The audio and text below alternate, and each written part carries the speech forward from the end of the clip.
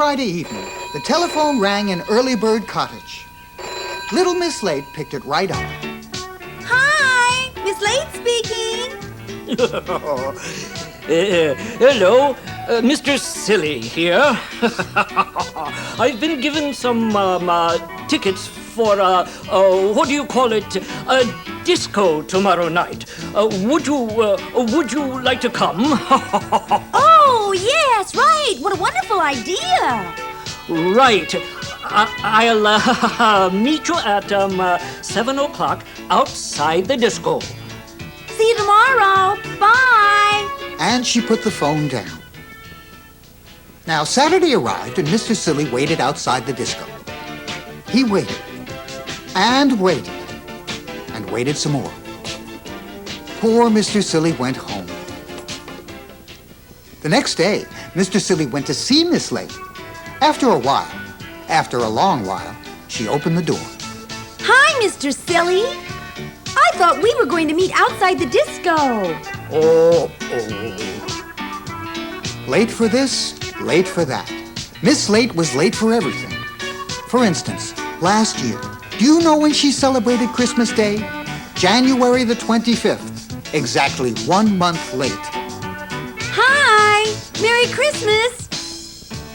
Uh-oh. Sorry. For example, do you know when she did her spring cleaning at Early Bird Cottage? In the summer, 3 months late. Hi. Happy Easter. Uh-oh. Sorry. And for instance, do you have any idea when she went on her summer vacation last year? In the winter, in December, in the snow. This time, 6 months late. Hi. Wish you were here. Uh-oh. Sorry. Now, just along the road, almost next door, was Tidy Cottage, where a friend of hers lived, Little Miss Neat. Little Miss Neat had decided that afternoon to go for a walk. As she came to Early Bird Cottage, she noticed Miss Late in the garden, up to her ears in uncut grass. She called over the fence to her. Hello. What are you doing? I thought I'd cut the grass. But Miss Neat had a better idea. I think that you should have thought about that months ago. I tell you what, let's go shopping together. Oh, great idea. I'll meet you in town on the corner of Main Street tomorrow afternoon, 2 o'clock. All right, I'll be there. The following afternoon, Little Miss Neat stood on the corner of Main Street. It was 2 o'clock, and she was waiting for Miss Late. And she waited, and waited, and waited some more. Mr. Topsy-Turvy walked past, backwards, of course. Oh. Afternoon, good. Finally, Miss Late arrived. Hi. I'm a little bit late, I'm afraid. A bit late. It's 5 o'clock already, and all the stores have closed. Sorry. And that's what happened all the time. It happened when Miss Late decided to get a job. Her first job was in a bank. But the trouble was, by the time she arrived for work, the bank had closed. Sorry. And that was the end of her first job. Now, her second job was as a waitress in a restaurant. Mr. Greedy was in for lunch, and he glanced at the menu. Yes, I'll have everything twice with cookies. He was still waiting to be served at 7 o'clock that evening, so he went home. Sorry. And that was the end of her second job. Now, her third job was working as a secretary for Mr. Uppity. Yes? Miss Late, I'd like these letters typed before you go home tonight. It was 4 o'clock in the morning when Miss Late finally said, Finished. You certainly are. Sorry. and that was the end of her third job. But now, at last, Miss Late has managed to find herself the perfect job.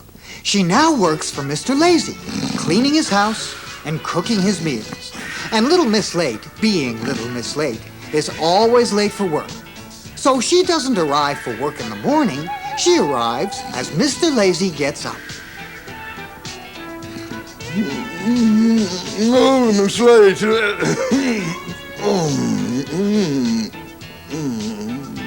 Oh, good afternoon. Hi! And Mr. Lazy, being Mr. Lazy, doesn't have breakfast in the morning like you or I do. He has breakfast in the evening. Right. And so, you see, it all works out very well. In fact, perfectly. Because Miss Late thinks this is perfectly normal. Mr. Lazy! Breakfast!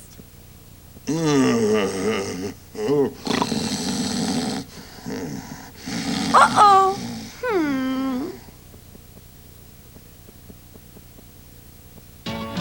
Sometimes in sunshine, sometimes in style, sometimes with no time or just with a smile.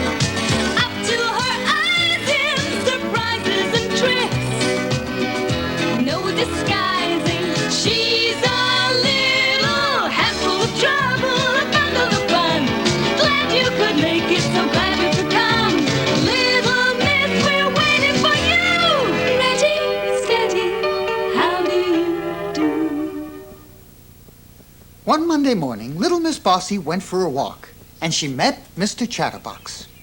Good morning, Miss Bossy. What a nice sunny day it is today, although it's not as nice as it was yesterday, but yesterday wasn't quite as good as last weekend. But then I don't do very much on weekends, except, of course, this weekend, which, as you know, is my birthday, and that's why I'm off to the village this morning to make sure everyone is coming to my birthday party. Where are you going today? Mind your own business. On Tuesday, she met Mr. Noisy. He was in his garden singing. Noisily, of course. Oh, sole mio. Oh, ho, ho, ho. Stop that frightful noise! Shut up! On Wednesday, Little Miss Bossy met Miss Sunshine. And Miss Sunshine was wearing a beautiful smile as usual. What a beautiful hat you're wearing, Miss Bossy. Is it a new one? It does suit you. Miss Sunshine smiled a great big smile. Shut up and take that stupid smile off your face, you silly twerp! Well, as you can imagine, Little Miss Bossy wasn't very popular. Now, little did Miss Bossy realize, but somebody had seen her bossing Mr. Chatterbox around. And that same somebody had seen her bossing Mr. Noisy around. And that self-same somebody had seen her bossing Miss Sunshine around. And that self-same somebody was the wizard. He walked home, thinking deeply. Yes, something really ought to be done about Miss Bossy. When the wizard arrived home, he went straight to his library and took down a large red book from the bookshelf. It was more than a little dusty, as it hadn't been read for some time.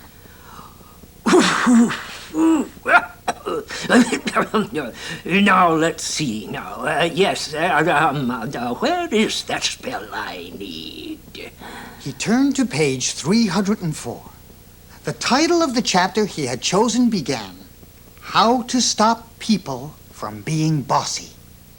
How to stop people from being bossy. Yes, that's it. The wizard read every page very carefully. The day after, which was Thursday, Little Miss Bossy met someone fast asleep. Yes, as usual, Mr. Lazy. Wake up! Come on, wake up! Hey, what's up? What's up, huh? Who wants me? Oh, it's you, Miss Bossy. Oh, I was having such a nice dream. Behind Miss Bossy, the wizard, who had been following her, said something too, under his breath. Helicusam. A wizardly word he'd learned from page 304. And do you know what happened? Suddenly, as if by magic, which is true, there appeared on Miss Bossy's feet a pair of boots. Miss Bossy looked down in alarm. They were magic boots. And being magic boots, they could speak to each other. Hello, Left. Hello, right? Ready when you are. Right. left, Right. left, Right. left. And they set off, Right. Left. Right. Stop it, you two. Now look Left. here. Right. faster and faster, marching I tell you, poor what do little you Miss think you're Bossy doing? along. Stop this foolishness Little at Miss once. Bossy couldn't Stop. do a thing about it. Well done, wizard. The wizard winked a wizardly wink. Those boots marched I little order you Miss to Bossy stop for now. 5 miles. She was exhausted. Oh, this is an outrage. Ready. Company, ready, halt. And they came to a halt. Along came the wizard. Ah, yes. Those are only for people who are too bossy. Real funny, conehead. Make them go away right now. She said angrily, and stamped her foot. Well, at least she tried to stamp her foot, but the boots wouldn't stamp. We're out of stamps. We're right out of stamps. Yep, we sure are out of stamps. You will do as I say. Stop marching around. Ready when you are. I'm ready. Quick march. Right. Left, Right. left, Right. left, Right. left. For 10 more miles they marched, Miss Bossy. 10 miles! Then they marched back to the wizard. Make these stupid boots stop walking. Yes, only if you say the magic word. Miss Bossy thought, and thought, and thought again. Please. Yes, yes, that's better. And he said the wizardly word again, under his breath, Malakazoo. from page 304. The boots disappeared, as if by magic. Now then, stop being bossy, or you know what will happen to you, don't you? Miss Bossy was just about to say something. Bossy, no doubt. When she stopped, looked down at her feet, and then she finally nodded. There now. You remember what I said? And he disappeared. And do you know something? From that moment on, little Miss Bossy was a changed person. She wasn't bossy at all anymore. And you know why, don't you? Do you know what she's afraid of? Little Miss Bossy is afraid of bossy boots. Left, Right. left, Right. left, Right. left, Right. left, Right. left, Right. left, Right. left, Right. left, Right. left. Right. Sometimes in sunshine, sometimes in style, sometimes with no time or just with a smile. Up to her eyes in surprises and tricks, no disguising. She's a little handful of trouble, a bundle of fun. Glad you could make it, so glad you could come. Little Miss, we're waiting for you. Ready, steady, how do you do? Little Miss Plump certainly was What? plump. She was as plump as a cushion. She lived in Cherry Cake Cottage. Now, one lovely summer morning, she arrived home from an early morning walk. Feeling rather hungry, she went into her kitchen. And she cooked herself some breakfast. Some breakfast indeed. Sausages. Now, if you had sausages for breakfast, how many sausages would you have? 1, maybe 2. If you were a chow hound, maybe 3. Guess how many sausages Miss Plump had for breakfast? 66! 66 succulent, sizzling sausages, which is difficult to say. No, it isn't. 66. 66. Oh, 66 succulent, sizzling sausages. And even more difficult to eat. No, it isn't. Miss Plump cut the last sausage in her plate in 2 and popped 1/2 into her mouth. It's good. Now what'll I have? Guess what? Toast. Now, if you had toast for breakfast, or if I had toast for breakfast, how many slices would we have? 1, 2, 3. Guess how many slices of toast Miss Plump had for breakfast? Give up? 23. 23 thick, tasty slices of tempting toast and jelly. That was nice. Just as Miss Plump was licking the last crumb of the 23rd slice of toast from her lips, there was a knock at the door of Cherry Cake Cottage. And there stood the mailman. Morning, Mr. Stamp. Good morning, Miss Plump. I've got a letter for you. Good. Would you like a cup of tea while you're here? I'm going to have one. Oh, thank you. I'd love one. One fat chance. Just look at the size of Miss Plump's teapot. It won't be long. The kettle is just boiled. Sugar, Mr. Stamp? Just one lump, Miss Plump. Thank you. Oh, that's nice. I just love a good cup of tea. So do I. Especially with a nice big plate of chocolate cake and ice Yeah, cream. on such a day. Mm-hmm. Oh, yes, beautiful. We're having a fine summer. Thank you for the tea. I must be on my way. Don't get up. I'll see myself out. Bye, Mr. Stamp. After Miss Plump had said goodbye to the mailman, she poured herself another cup of tea. Another. After the 11 other cups she already had. And then she opened the letter. It was from Mr. Greedy. Dear Miss Plump, next Wednesday is my birthday. Please come and see me at 4 o'clock. Signed, Mr. Greedy. Oh, good. I look forward to that. Wednesday was a beautiful sunny day. I think I'll wear my new hat. Oh, dear. Oh, that's better. After a light lunch, and you'll find out what that was later, Miss Plump set off in her car to drive over to Mr. Greedy's. I must get a bigger car. But before she set off, she put something on the back seat of her car. Something large. It was Mr. Greedy's birthday present.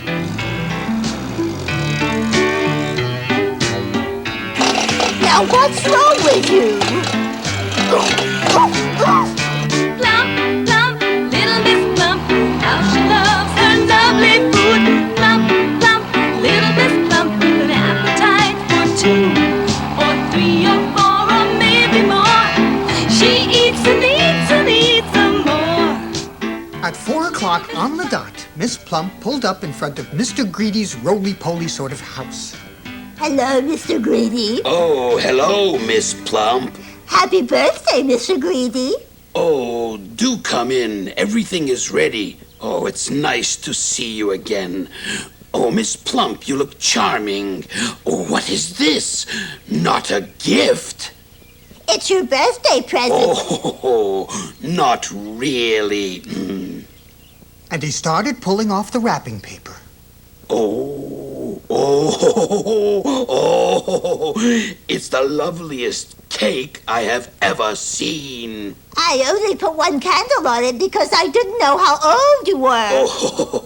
Oh, well, you shouldn't have, Miss Plump, but I'm glad you did. I baked it today. I have a confession to make. Oh. This isn't the only cake I baked today. The first one was so delicious, I ate it for breakfast. Yes, I quite understand. And the second one looked so tasty, I ate it for lunch. And the third, I assume, Miss Plump, is for me. Will you join me? Oh, yes. Oh, look. Oh, ham and cheese, milkshakes, oh, goody, ice cream, Sandwiches, buns, jams, tarts. Oh, I can't wait to taste the cake. Oh, could you pass the cookies and ice cream? Oh, this is wonderful. Oh, look at them. Oh, I love this. Oh, this is so wonderful. Oh, I can't wait. Sometimes in sunshine, sometimes in style, sometimes with no time or just with a smile. Up to her eyes in surprises and tricks, no disguising. She's a little handful of trouble, a bundle of fun.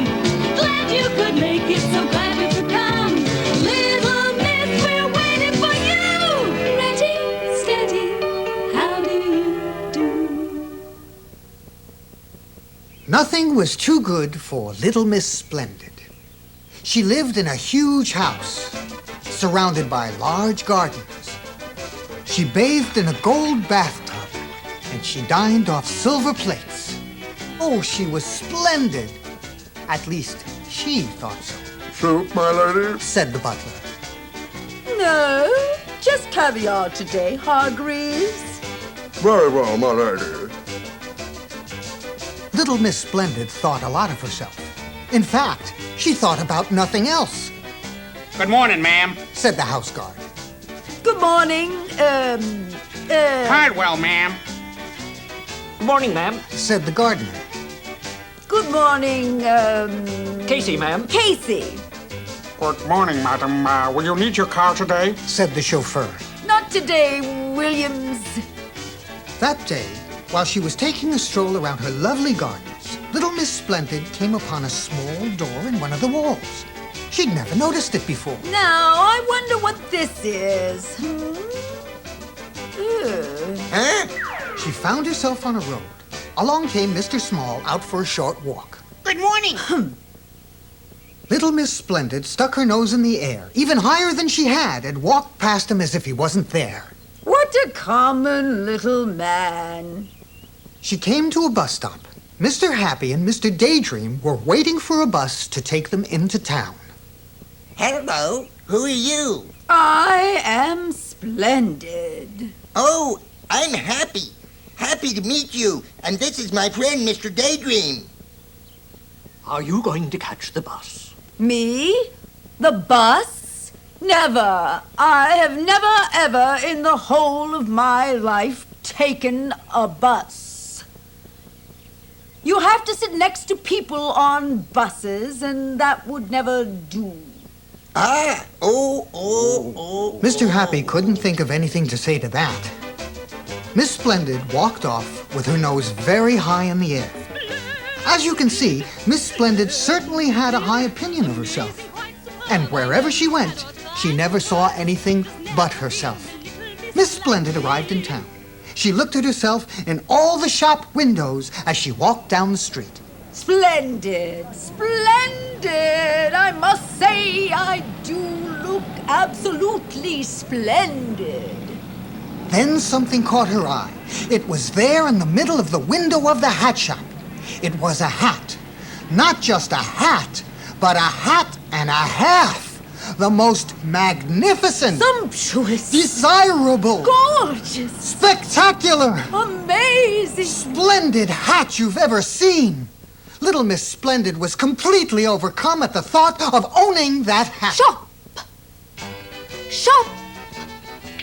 She snapped her fingers and a saleslady hurried to her side. Good morning, madam. Can I help you?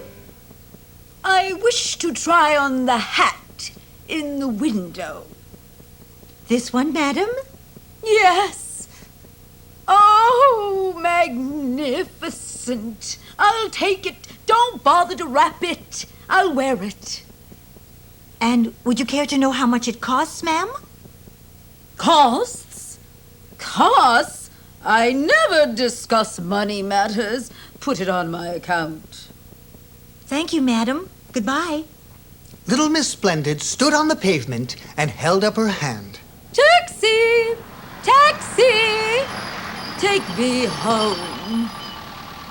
Little Miss Splendid went to get in the taxi. But of course, she couldn't. Her new hat was much too large to fit through the door. Driver, you should purchase yourself a larger taxi. In the meantime, I believe I should prefer to walk. All right, please yourself, lady. See ya. Damn all alike. And perhaps it is better to walk so that everyone has the chance to admire my magnificent new hat. But then it happened. Something she'd never expected. It started to rain. And the trouble with rain is, the more it starts to rain, the more it rains. And the trouble with this rain was that the more it rained, the more poor Miss Splendid got wet. And the trouble was, the wetter she got, the wetter her hat got. What a sorry sight. I think we'd all agree with that. And since she was far too splendid to take the bus, she was forced to walk all the way home. The bus, on its return trip from town, passed her. Mr. Happy and Mr. Daydream were on their way home and looked out the window. Say, Daydream, haven't we seen that drip around here before? I think so. Miss Splendid, looking anything but splendid, arrived home. However, after a hot bath in her gold bathtub, and after a boiled egg in her gold egg cup, eaten with a silver spoon, of course, she felt much better. In fact, later on, she spent an extremely pleasant evening looking at... Well, now, what do you think she spent all evening looking at? No, not a magazine. Not television, not a book. Splendid. But herself. Splendid. In the mirror. Splendid. Oh, I do look splendid. Splendid.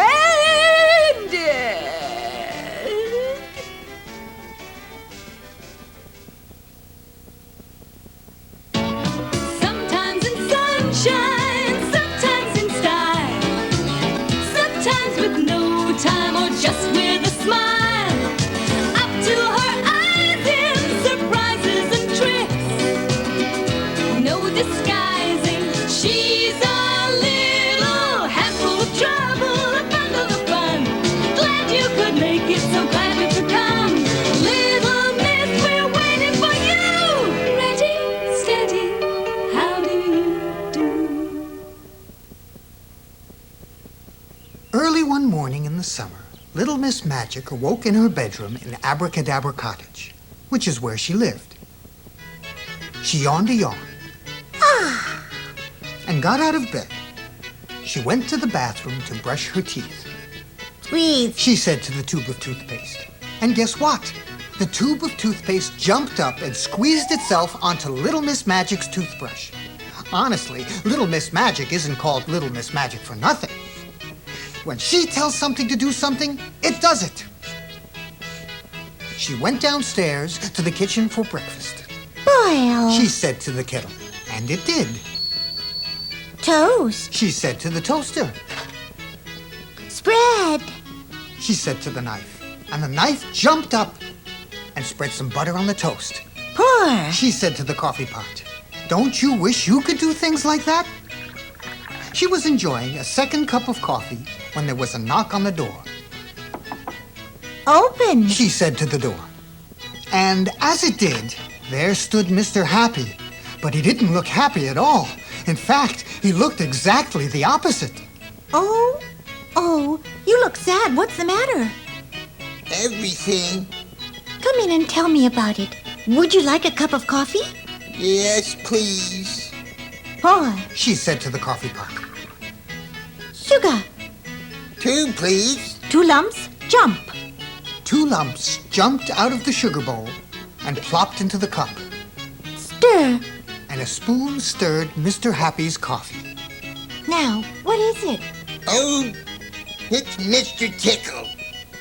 He's become absolutely impossible. What do you mean? Well, he used to go around tickling people every now and then.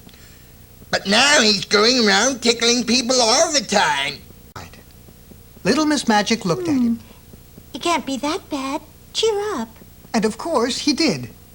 Come on, we'll go and see Mr. Tickle together. She suggested. Open. She said to the door. After you. And off they went from Abracadabra Cottage. Meanwhile, Mr. Tickle was in fine form. What a Monday morning he was having. He tickled Mr. Mean until he moaned. Then he went off and tickled Mr. Greedy until he groaned. He tickled poor little Miss Sunshine until she shivered. He tickled Mr. Quiet until he quivered. He tickled Miss Plump until she pleaded, and little Miss Shy until she sobbed.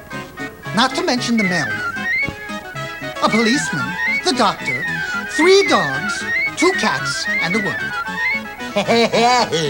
cried Mr. Tickle as he spied Little Miss Magic and Mr. Happy. Anyone for Tickles? And he rushed up to them, reaching out those extraordinarily long arms of his with those particularly ticklish fingers on the end of them. Little Miss Magic looked at Mr. Happy Yes, I see what you mean. and winked. She pointed at Mr. Tickle's extraordinarily long right arm, Shrink. she said. And then she pointed at Mr. Tickle's extraordinarily long left arm. Shrink.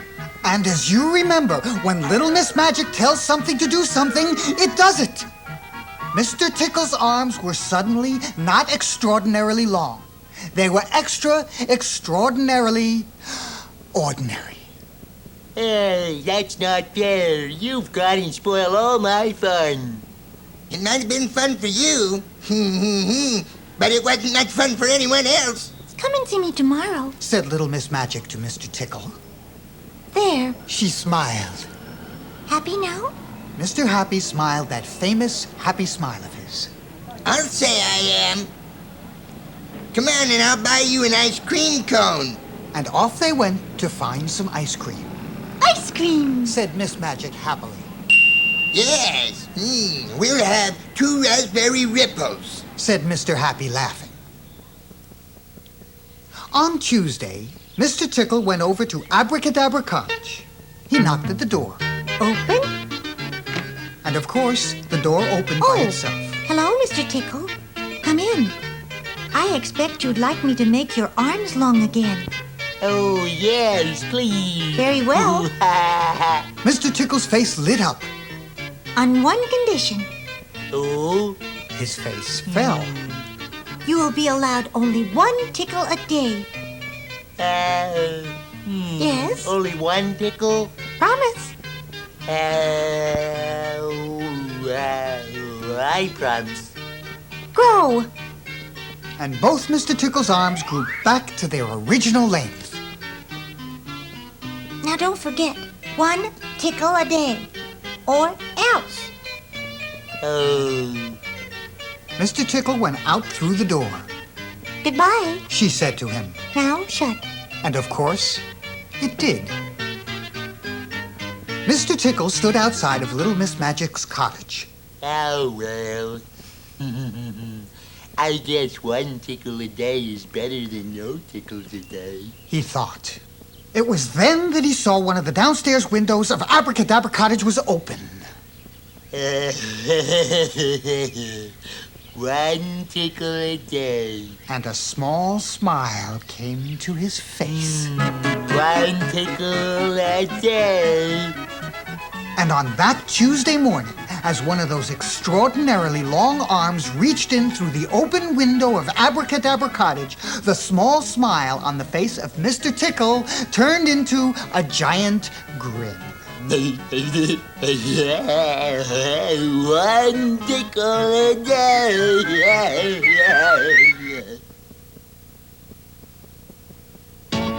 Sometimes in sunshine, sometimes in style, sometimes with no time or just with a smile. Up to her eyes in surprises and tricks, no disguising, she's a little handful of trouble, a bundle of fun. Glad you could make it, so glad you could come. Little Miss, we're waiting for you. Ready, steady, how do you do?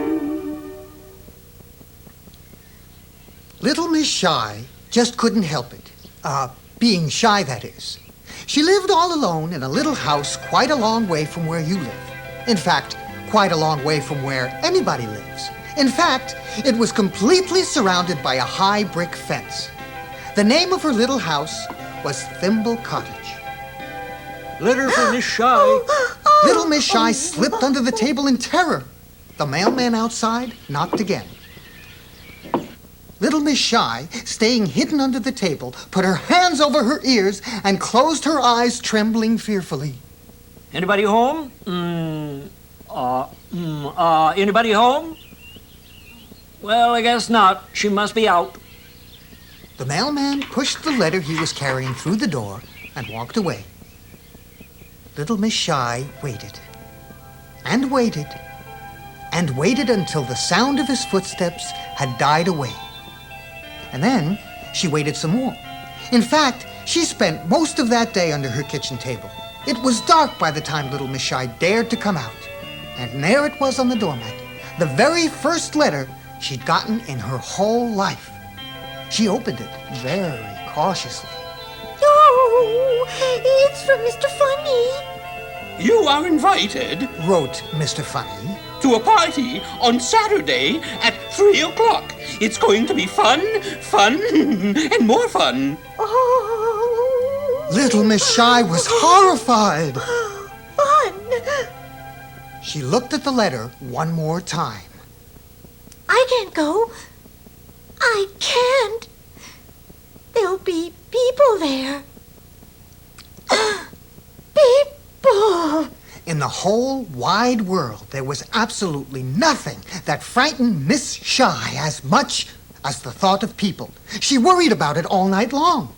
But the following morning, she made a decision. I'll have to go. It wouldn't be polite to refuse. But 5 minutes later, she changed her mind. Oh, I have to refuse. And 5 minutes later, she changed her mind back again. But I have to go. Oh, I simply can't go.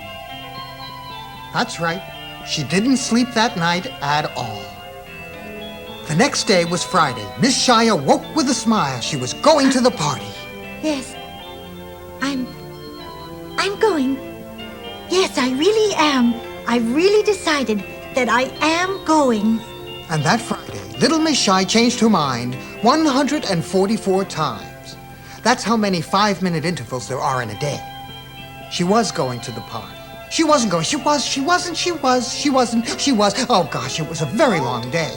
And that Friday night was even worse than Thursday night. She didn't sleep a wink, not even a half a wink.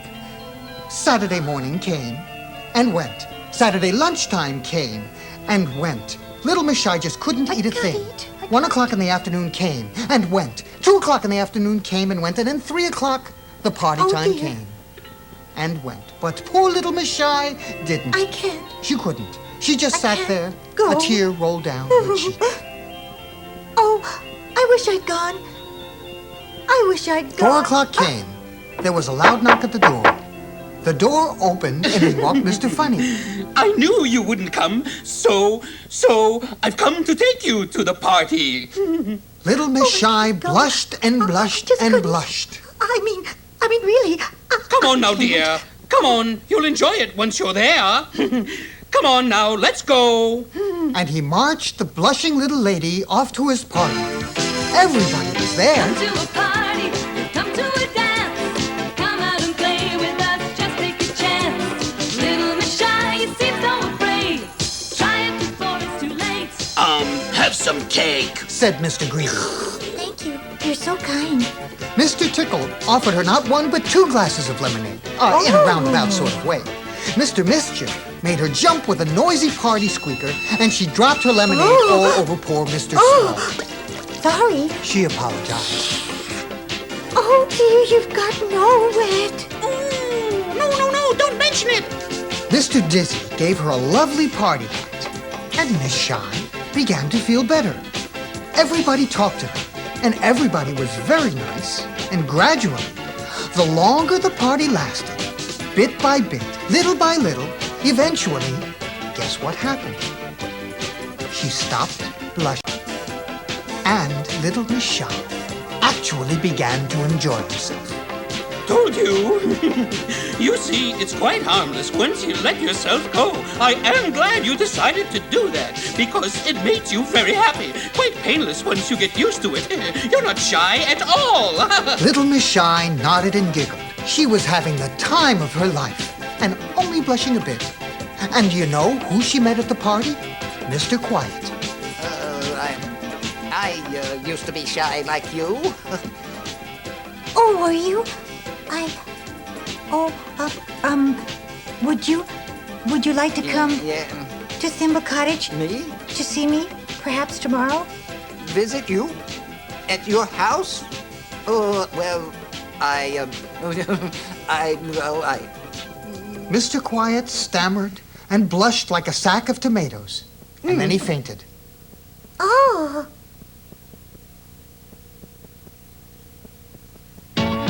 Sometimes in sunshine, sometimes in style, sometimes with no time or just with a smile. Up to her eyes in surprises and tricks, no disguising. She's a little handful of trouble, a bundle of fun. Glad you could make it, so glad you could come. Little Miss, we're waiting for you. Ready, steady, how do you do? Little Miss Neat lived in Tidy Cottage. It was called Tidy Cottage because she kept it neat and tidy. Little Miss Neat was a very tidy person, probably the tidiest person in all the world. She couldn't stand a mess, and so she was always scrubbing and dusting and running the vacuum cleaner. Oh, I do like to see things neat and tidy, spick and span, if you know what I mean. She spent every day polishing and dusting and cleaning and making sure that everything was in its proper place. I do like to see things in their proper place. One morning, Little Miss Neat awoke in her bedroom in Tidy Cottage and looked out of her bedroom window. It had been raining during the night, and there was a puddle in the middle of her garden path. She gasped in horror Oh, that's so nasty. and rushed outside with her dust rag. Oh, no. Oh, this just will not do. She mopped up every drop of the puddle, and then she rushed inside and washed the duster. And then she ironed the duster. And then she folded the duster, and she placed the duster very neatly back into its drawer. Everything in Tidy Cottage had its proper place. I do like to see things put into their proper places. Now, this story is about the time Little Miss Neat went on vacation. She always went away for 1 week every summer, and this year was no different. But do you know, she spent 2 weeks packing and then spent the whole day polishing her suitcase? Neat and tidy, clean and shiny. That's how things should be. At last, she was ready to leave Tidy Cottage, all spick and span, neat and tidy. Oh, I hope it doesn't get too dusty while I'm away. She said as she closed the door behind her. But something worse than getting dusty was going to happen to Tidy Cottage. Now, last week, Mr. Muddle had written to Miss Neat to tell her he was coming to see her. But being Mr. Muddle, he got into a muddle mailing the letter. Actually, what happened was, when Mr. Muddle went to mail the letter, he had a letter in one hand and a half-eaten cheese sandwich in the other. And you can guess what happened, can't you? That's right. He mailed the sandwich.